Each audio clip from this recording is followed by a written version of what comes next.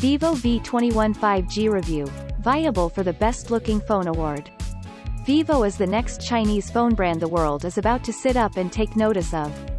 Just when you thought there was literally no space for another mid-range challenger, Vivo somehow manages to stand out from the crowd.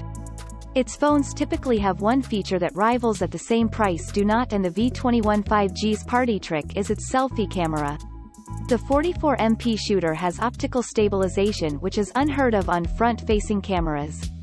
At least it's the only one I'm aware of to possess OIS, tech typically reserved for the main rear camera.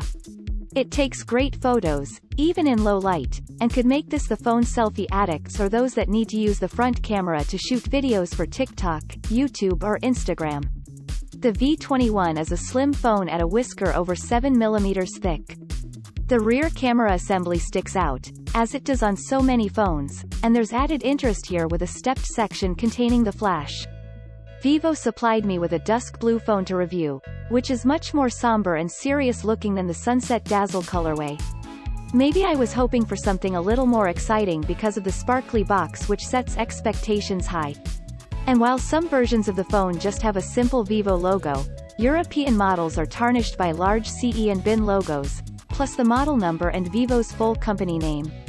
Vivo may have trimmed some specs in order to hit the V21's price point, but the screen isn't one of them. And since it's so important, that's a very good thing. It uses AMOLED tech, which means great viewing angles, colors and contrast. It also means you can have an always-on display if you don't mind taking the hit on battery life.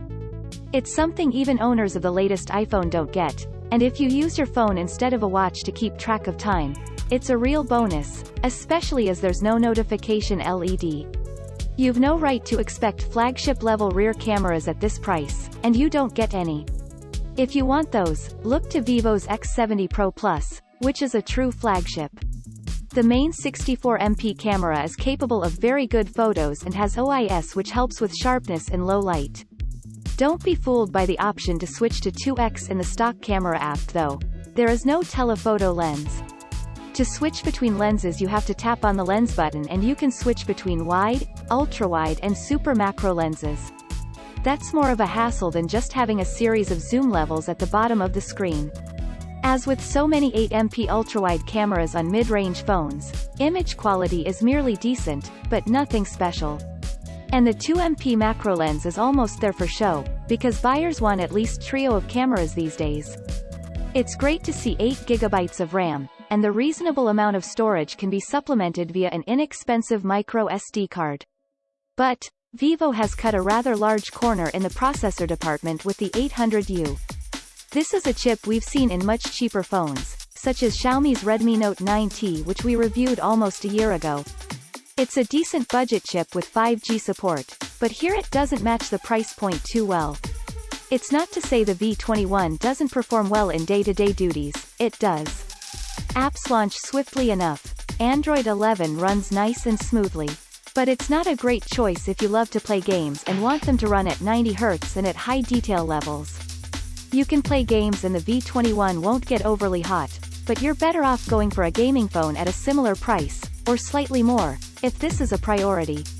As you can see from the results below, it lags behind other mid-range phones. By default, you have both multiple home screens and the app tray, which is accessible from any home screen when you swipe up from the bottom of the screen. There's a smattering of extra apps such as iManager, which frees up RAM and can perform security scans, but no extra folders of games and apps, which are actually just shortcuts to Vivo's own storefront. If you want an absolutely stock experience, you'll still need to opt for one of Google's own phones, but don't be put off by FunTouch on official UK versions of Vivo phones. There are no surprises here. A 4000 mAh battery is relatively standard on so many Android phones, though it's impressive to see in a handset this thin. It'll last up to 2 days with light use, but once you start enabling features such as the 90 Hz refresh rate, the always on screen and use demanding apps, such as games, that estimate will shrink rapidly. The battery result of 14 hours 58 minutes in PCMark's Work 3.0 test was impressive at just shy of 15 hours. Unfortunately, the budget doesn't extend to wireless charging, but the 33W fast charger included in the box will replenish well over 60% of the battery's capacity in just half an hour. Although it was launched back in the summer, the V21 5G has gone on sale in the UK and other Western countries only recently. The official price is £399 in the UK, but you can already find big discounts. Amazon, for example, is selling the V21 5G for just £299, which makes it considerably more attractive and means it's easier to forgive the less powerful processor. There's an official case for £29.99, but you get a transparent silicone case included in the box.